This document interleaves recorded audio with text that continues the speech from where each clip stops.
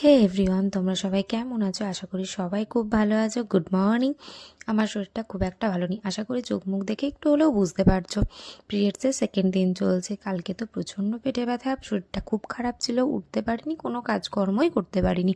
শাশুড়ি মা একা হাতে সবটা সামলেছেন।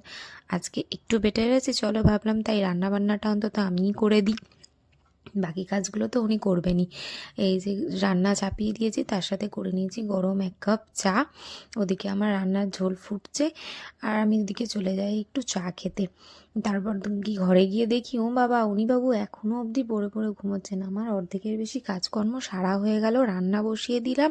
হে ভগবান, ইনি তো এখনও ঘুমোচ্ছেন। তারাও তোমাদের দেখাই কটা বাজে, বেলা 9:30 বেজে গেছে, এখনও তার ঘুম থেকে ওঠার কোনো নাম নেই। যাকগে, তুমি ঘুমাও, আমি আমার মতো চাটা খেয়ে নিয়ে বাকি কাজ সারতে চলে যাই। এখন বাজে বেলা 10টা, উনি ঘুম থেকে উঠে পড়েছেন। আমি চলে এসেছি বিছানাটা গোছাতে। শীতের বেলা তো খুব তাড়াতাড়ি, এত তাড়াতাড়ি সময় কেটে যাচ্ছে, বোঝাই যাচ্ছে না যে কখন কি সময় চলে যাচ্ছে।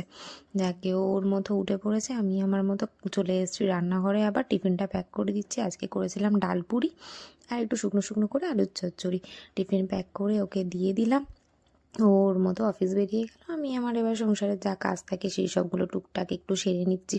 বাসন কোসন মাজা, ধোয়া, পরিষ্কার করা সবই সেরে নিই। বিয়ের আগে তো এই সময় 1 গ্লাস জল পর্যন্ত গড়িয়ে খেতাম না, সবটাই মা করে দিত। মা জল গরম করে দেওয়া থেকে শুরু করে এমনকি এটাও বলতো, স্নান করে জামা কাপড়টাও তোকে ধুতে হবে না, আমি ধুয়ে শুকুর দিয়ে আসবো। সত্যি বিয়ের পর জীবনটা কত বদলে যায় না। একটু ইমোশনাল হয়ে গেলাম। চলো টাটা, বাই। ভালো লাগলে একটা লাইক করে সাবস্ক্রাইব করে